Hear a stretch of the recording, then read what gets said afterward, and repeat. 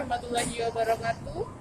Kami dari kelompok 1 mata kuliah Pendidikan Pancasila Program Studi Pendidikan Guru Sekolah Dasar kelas 1A yang terdiri dari Diva Anissa Azhara, Dwi Vitasari, Ega Renata Abun, Krishna Pangestu, Mitra Indah Lustari, Selaras Royansari, Tiara Monika, dan Windy Afrianti.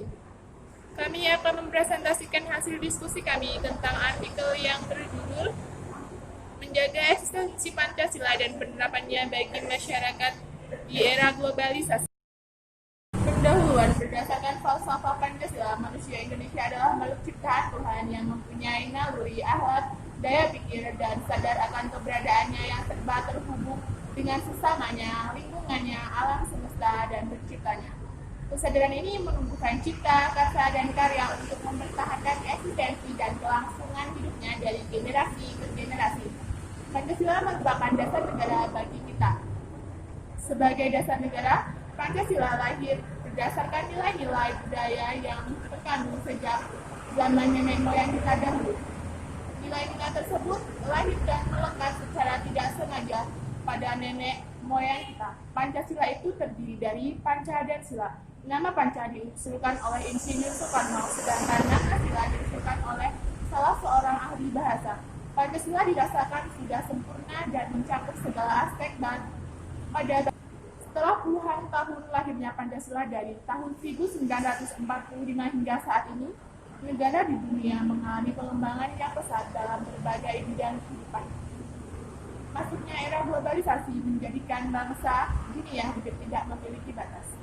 Dampak baik dan buruknya globalisasi dapat dikaji bersama dengan melandaskan Pancasila sebagai pedoman hidup masyarakat Indonesia dalam menghadapi segala permasalahan seiring perkembangan zaman.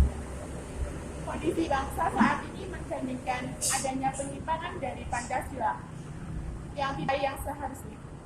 Namun masih ada upaya penelusuran kembali terhadap nilai-nilai Pancasila. Kelangsungan hidup negara dan bangsa Indonesia di era globalisasi mengharuskan kita untuk melestarikan nilai-nilai Pancasila agar generasi penerus bangsa tetap menghayati dan mengamalkan, dan agar intisari nilai-nilai yang luhur itu tetap terjaga dan menjadi pedoman bagi bangsa Indonesia sepanjang masa. Ideologi Pancasila dalam pemikiran radikal dan revolusioner perlu kita renungkan. Pancasila sebagai dasar negara diwarnai oleh ketegangan, konflik, dan konsensus bersama. Kondisi bangsa Indonesia yang di masa kolonial selalu menempatkan warga Nusantara sebagai pihak yang terkalahkan banyak menginspirasi perumusan Pancasila. Para pendiri bangsa berhasil keluar dari rutinitas pandangan hidup bangsanya melalui penalaran dan kontemplasi yang brilian. Kelemahan bangsa Indonesia yang nampak dalam menghadapi penguasa kolonial adalah lemahnya persatuan bangsa Indonesia. Perbedaan yang ada pada masyarakat sering dijadikan media pecah belah oleh penguasa kolonial. Warga pribumi di Nusantara belum merasa dan menyadari dirinya sebagai sesama bangsa yang senasib dan seperjuangan. Sehingga beberapa tokoh pergerakan nasional mulai dari Tan Malaka, Hatta, dan Soekarno melihat bahwa rasa senasib dan sepenanggungan sebagai bangsa inilah yang harus dikembangkan.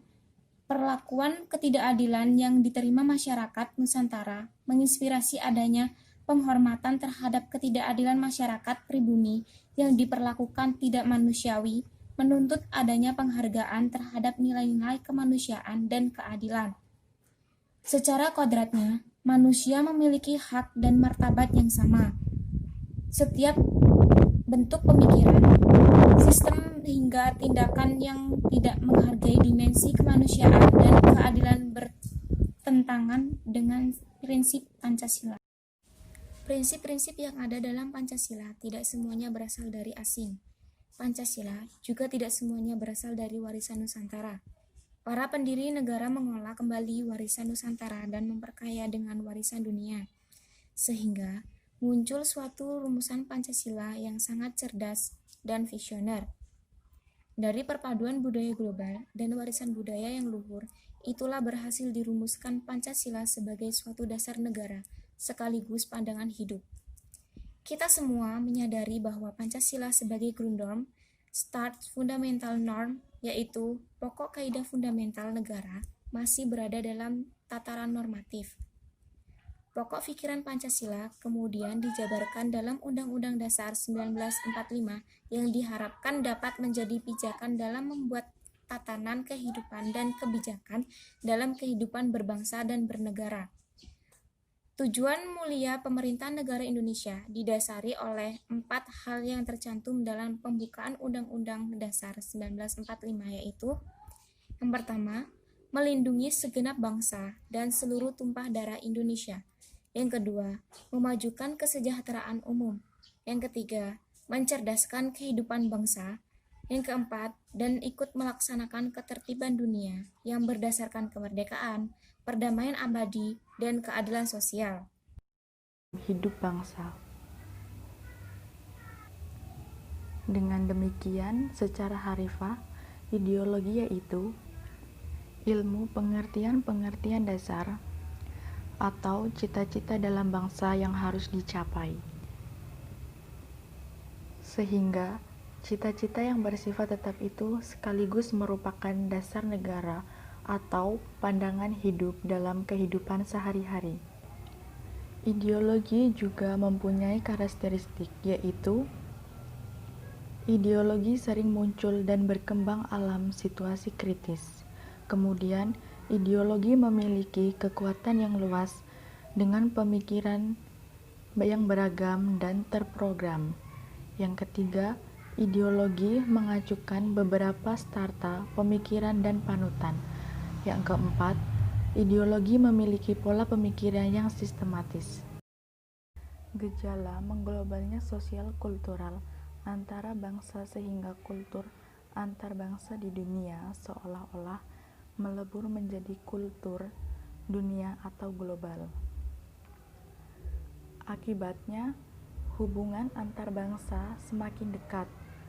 Globalisasi biasa dikaitkan dengan kemajuan teknologi, informasi, spekulasi dalam pasar uang, meningkatnya arus modal lintas negara, pemasaran massal, pemasaran global, era perusahaan multinasional, hilangnya batas-batas antar negara, dan kian melemahnya kekuasaan negara. Dampak positif globalisasi bagi bangsa Indonesia yaitu semangat kompetitif untuk menguat arus globalisasi. Suatu negara dituntut mampu bersaing di dunia internasional. Yang kedua, kemudahan dan kenyamanan hidup globalisasi dengan kemajuan di bidang informasi. Kemudian, dampak negatif globalisasi bagi bangsa Indonesia yaitu pergeseran nilai sesuatu yang baru, yaitu nilai teknologi, budaya, dan lainnya.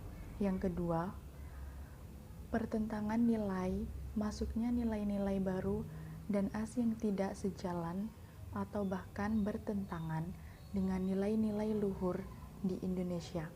Yang ketiga, perubahan gaya hidup atau lifestyle. Pancasila sebagai dasar negara, pandangan hidup bangsa Indonesia, dan sebagai ideologi bangsa, menurut Sukowiono, memuat nilai-nilai atau karakter bangsa Indonesia tercermin dalam sila-sila Pancasila sebagai berikut. Nilai-nilai ketuhanan yang Maha Esa terkandung di dalamnya prinsip asasi. Nilai-nilai kemanusiaan yang adil dan beradab berkandung di dalamnya prinsip asasi kecintaan kepada sesama manusia sesuai dengan prinsip kemanusiaan. Nilai-nilai persatuan Indonesia terkadang di dalamnya prinsip asasi persatuan, kebersamaan, kecintaan pada bangsa, kecintaan pada tanah air, dan Bhinneka Tunggal Ika.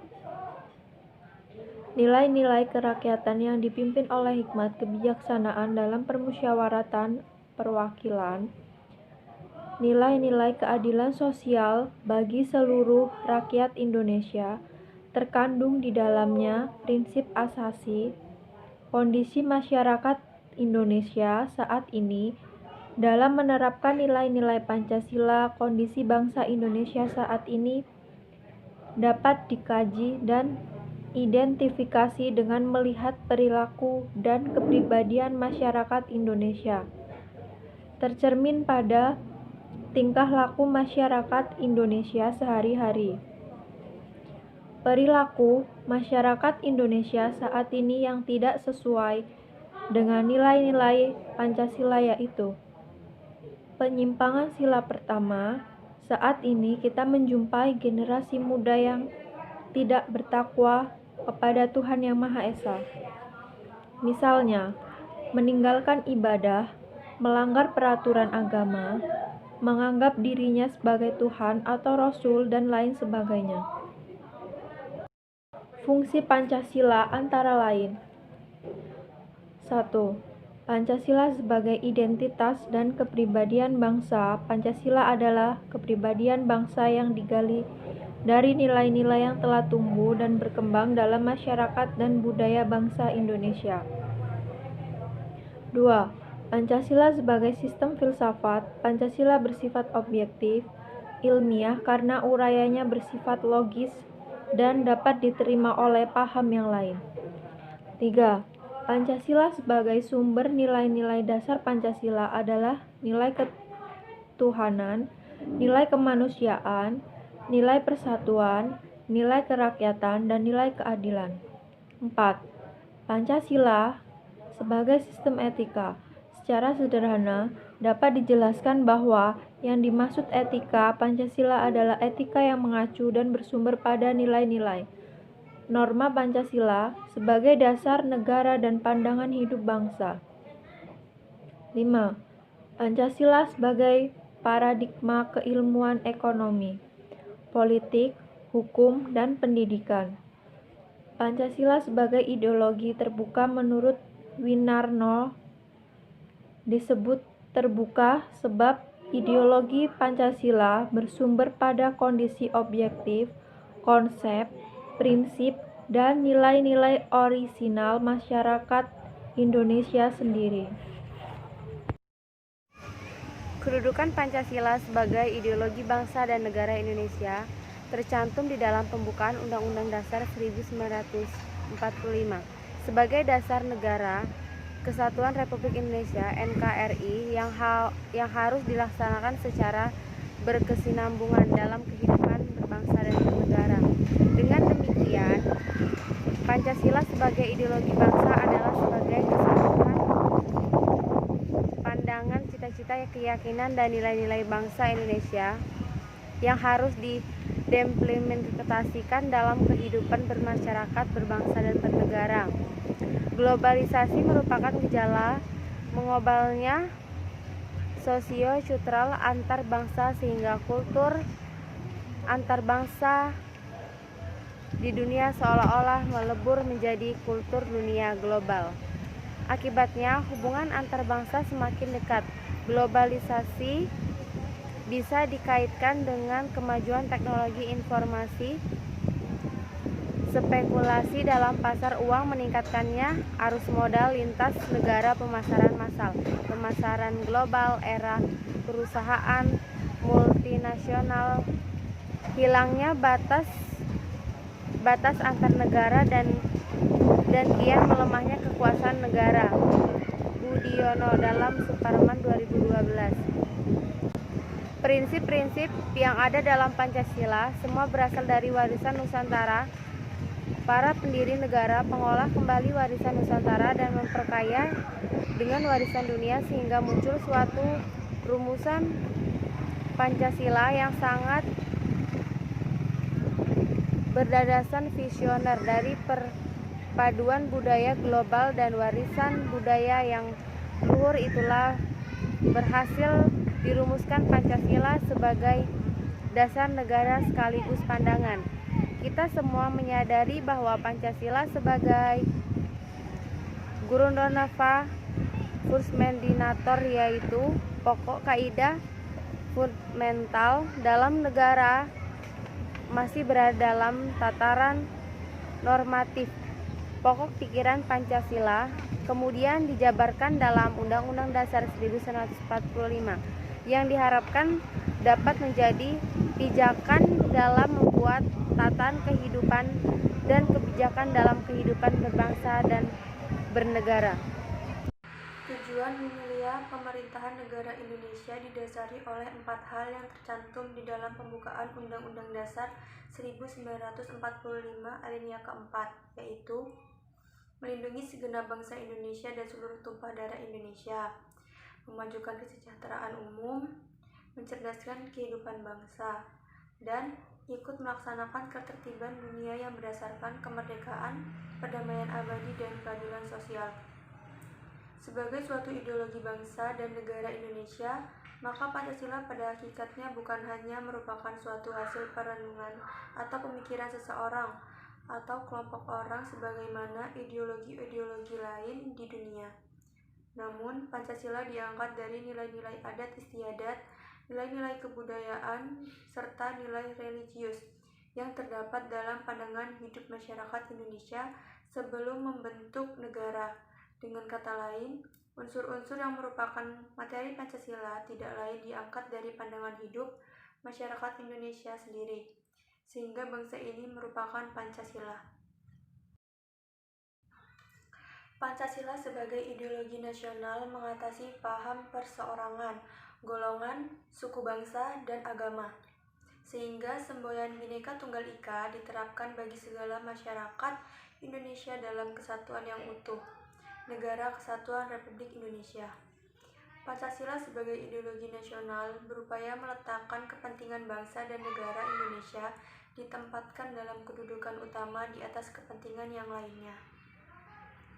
Kedudukan Pancasila sebagai ideologi bangsa dan negara Indonesia tercantum di dalam pembukaan Undang-Undang Dasar 1945 sebagai dasar negara Kesatuan Republik Indonesia NKRI yang harus dilaksanakan secara berkesinambungan dalam kehidupan berbangsa dan bernegara.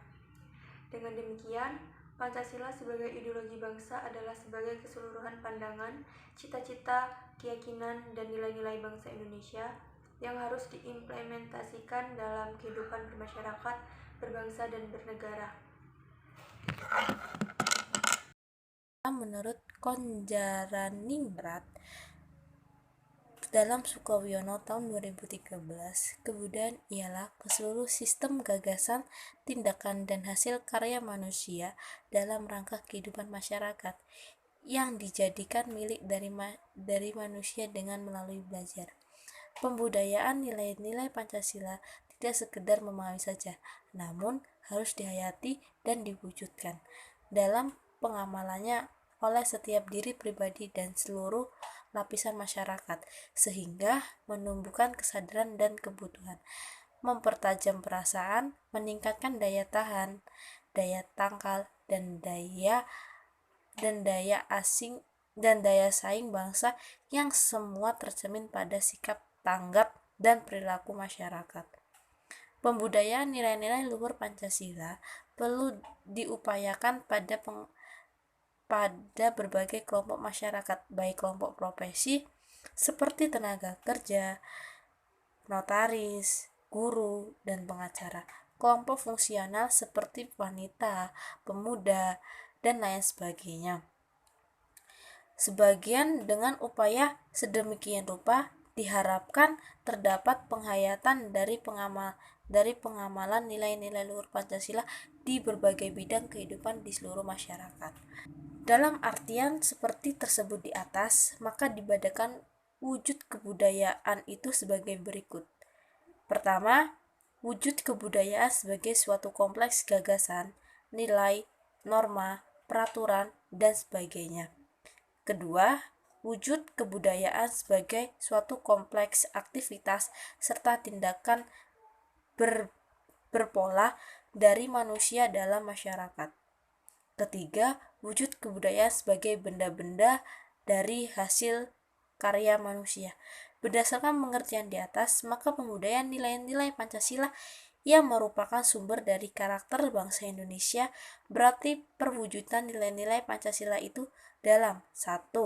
Gagasan, nilai, norma, dan peraturan. 2. Aktivitas serta tindakan terpola dari manusia.